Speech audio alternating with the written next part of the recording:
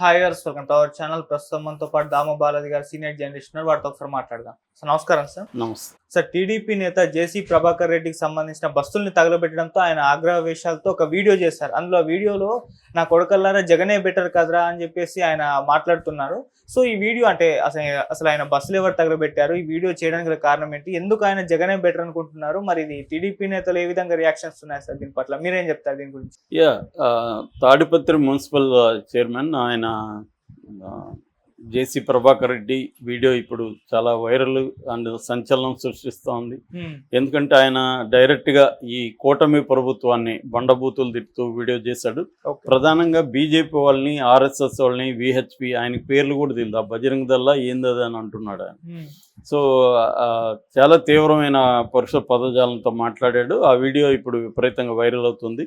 దాన్ని వైసీపీ వాళ్ళు విపరీతంగా ప్రచారంలోకి తీసుకొచ్చారు. ఎందుకంటే మామూలుగానే కూటమిలో కొన్ని రకాల సమస్యలు ఉన్నాయి ఆల్రెడీ.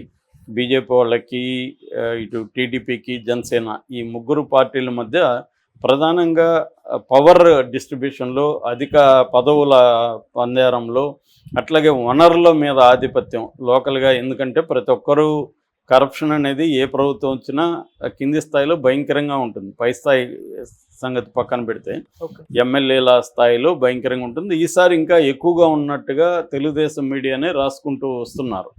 సో ఈ కాంటెక్స్లో ఏమవుతుందంటే దానికి సంబంధించి కూడా ఎవరు ఎక్కువ డబ్బులు తినాలి అనే ఎమ్మెల్యే అనేది అంటుంటే మిగతా వాళ్ళకి అందరికి కోపం వస్తుంది.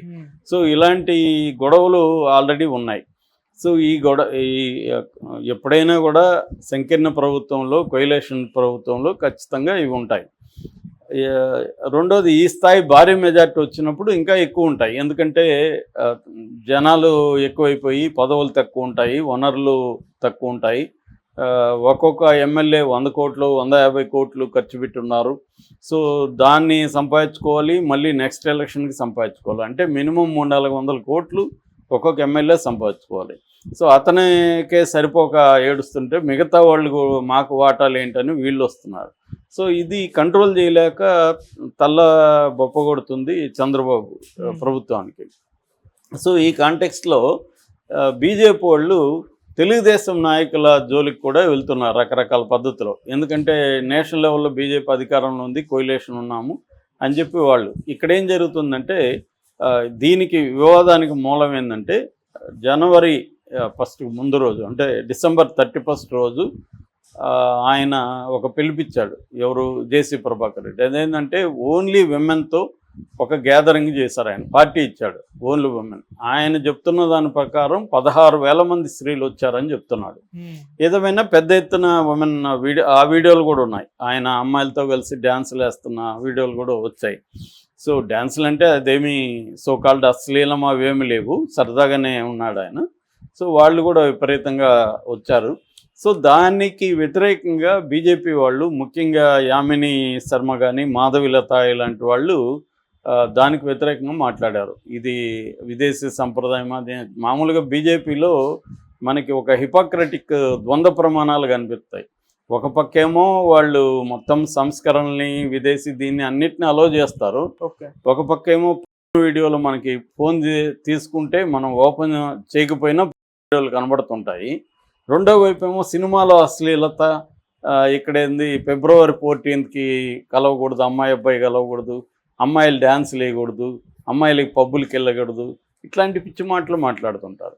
అంటే మరి అట్లాంటప్పుడు నీకు అంత దమ్ము ధైర్యం ఉంటే మరి ఇంటర్నెట్లో ఎందుకు మీరు ఆపలేకపోతున్నారు? ఇంగ్లీషు దగ్గర నుంచి తెలుగు, ఇండియా అన్ని భాషల్లోనూ విపరీతంగా వస్తున్నాయి. మనకి ఈ మధ్య ఉల్లు లాంటి యాప్స్తోనే మనోళ్ళే మొత్తం వీడియోల్ని ప్రొఫెషనల్ షూటింగ్లంతా కూడా చేసుకుంటున్నారు. ఇంతకుముందు అమెరికా లాంటి దేశాల్లో ఉండేది ప్రొఫెషనల్ షూట్. అంటే కెమెరాలు పెట్టి మనం ఎలాగా సినిమాలు షూట్ చేస్తున్నాం అలాగే తీస్తున్నారు. వాటిని ఎక్కడా ఆపలేదు. అవి కొన్ని 100,000 దొరుకుతున్నాయి. కొన్ని సైట్లను బ్యాన్ చేస్తే ఇంకొన్ని అవే యూఆర్ఎల్ మార్చుకొని అవే వచ్చేస్తున్నాయి. సో ఒక పక్క ఇవన్నీ జరుగుతుంటే సినిమాలో అశ్లీలం గురించి వీళ్ళు కామెడీగా వీళ్ళు మాట్లాడేది నిజానికి కామెడీని. కాకపోతే వాళ్ళు కామెడీగా ఉండరు, సీరియస్గా దాన్ని తీసుకెళ్తారు. ఇది ప్రాబ్లం అనమాట. దీనికి ఆయనకు కోపం వచ్చింది. సరే కోపం వచ్చింది, వాళ్ళని బండబూతులు తిట్టాడు. మీకేంటి నొప్పి, నేను మహిళలతో పెడితే ఏంటి, మహిళలు ఎంజాయ్ చేయాల్సిన అవసరం లేదా, మగవాళ్ళు ఎంజాయ్ చేయాలనేది చేశారు. దాంట్లో ఏమి డ్రగ్స్ ఇంకోటో ఇల్లీగల్ యాక్టివిటీ ఉంటే ప్రశ్నించవచ్చు. నిజానికి అమ్మాయిలు ఒక 1000 మందో 2000 మందో ఒక చోట గుమికూడితే వీళ్ళకేంటి నొప్పి నిజంగానే ఆయన అడిగినట్టుగా? ప్రాబ్లం ఏంటి? ఏదన్నా దాంట్లో డ్రగ్స్ వాడుతున్నారనో ఇంకోటో అయితే ఇబ్బంది. మందంటే కామన్. తెలంగాణలో మొన్న కూడా 900 కోట్లు ఒకే రోజు తాగేశారు. అందులో సగం మందికి పైన మహిళలు ఉన్నారు. అది తెలంగాణ కల్చర్, తప్పేం లేదు కదా. దానివల్ల వాళ్ళ ఆరోగ్యాలకి ఇంకో దానికి ఇబ్బంది అవ్వచ్చు, కానీ మోరల్ యాంగిల్లో దాన్ని ఎలా నువ్వు తప్పు పడతావు? మగవాడిదైతే తప్పు లేదే, అమ్మాయిదైతే ఎందుకు తప్పు అవుతుంది? మోరల్ యాంగిల్లో మనం జడ్జి చేయలేం. వాళ్ళకి ఇంకా ఆరోగ్యపరంగానో ఇంకోటి ఏమైనా ఇబ్బందులు ఉండి వాళ్ళ వల్ల సమాజానికి ఏమైనా ఇబ్బందులు ఉంటే దాన్ని మాట్లాడచ్చు తప్ప మోరల్ యాంగిల్లో వీళ్ళు మోరల్ యాంగిల్లో మాట్లాడుతుంటారు. హిందూ సంస్కృతి అది ఇదని కథలు మాట్లాడుతుంటారు. హిందూ సంస్కృతికి దానికి సంబంధం లేదు. వీళ్ళు మళ్ళీ అన్నీ హిందూ సంస్కృతి వ్యతిరేకమైన అన్నీ చేస్తూనే ఉంటారు. సో ఇదేంటంటే దేన్నైనా కూడా పొలిటికల్గా వాడుకోవడానికి చేసే వ్యవహారాలు తప్ప ఇంకేం లేదు. మతాన్ని కానీ హిందూ సంస్కృతిని కానీ బీజేపీ కానీ దాని వింగ్స్ కానీ రాజకీయంగా వాడుకోవడానికి దీన్ని చేస్తున్నారు తప్ప నిజంగా వాళ్ళకి హిందూ సంస్కృతి మీద దీని మీద ప్రేమ ఏమీ లేదు. వాళ్ళకి అవసరమైతే దేనైనా వాడుకోవడానికి వాళ్ళు రెడీగా ఉంటారు. ఇవాళ ఏ పార్టీకి కూడా ఐడియాలజీ లేదు. సో దాంతో ఈయన సీరియస్గా ఈయనకి ఏంటంటే మనకి జేసీ ప్రభాకర్ రెడ్డిలో ఉండే ఒక క్వాలిటీ ఏంటంటే ఆయనకి ఎటువంటి దాని ఏమంటారు సెన్సారింగ్ అనేది ఉండదు, సెల్ఫ్ సెన్సారింగ్ ఉండదు. నోటికి ఏది వస్తుందో మాట్లాడతాడు, బూతులు వస్తే బూతులు మాట్లాడతాడు, దాన్నే మళ్ళీ ఆ వీడియోని ఎడిటింగ్ కూడా చేయడు, అలాగే వదిలేస్తాడు ఆయన. అంటే కాన్సిక్వెన్సెస్కి రెడీ ఆయన. సో అలాగా ఆయన బూతులు తిట్టారు. దాంతో వాళ్ళ కోపం వచ్చి ఈయన బస్సులు తగలబెట్టారు అక్కడ. దాంతో ఈయన ఇంకా రెచ్చిపోయి జగనే మేలురా నా కొడుకులారా, మీరు జగనే బెటర్, జగన్ నా బస్సులు నిలబెట్టాడు, కానీ నిలబెట్టడం అంటే ఆపేస్తాడని రాయలసీమ భాషలో, నా బస్సులను ఆపేస్తాడు కానీ మీరు మీలాగా తగలబెట్టలేదు నా బస్సుల్ని, సో జగనే బెటర్ మీకంటే అని తిట్టాడు. ఎందుకంటే ఆయన కోపంలో అర్థం ఉంది. జగన్ అంటే ప్రతిపక్షం, ఇది సొంత పక్షమే కదా వీళ్ళు. సొంత పక్షం వాళ్ళే బస్సులు తగలబెడితే ఆయన కడుపు మండుతుంది కదా. ఆల్రెడీ ఆయన గత కొంతకాలంగా తెలుగుదేశానికి యాంటీగా కూడా మాట్లాడుతున్నాడు. ఫస్ట్ మనం చూస్తే అధికారులకు వ్యతిరేకంగా ఇలాగే నా కొడుకులారని ఒక వీడియో రిలీజ్ చేశాడు.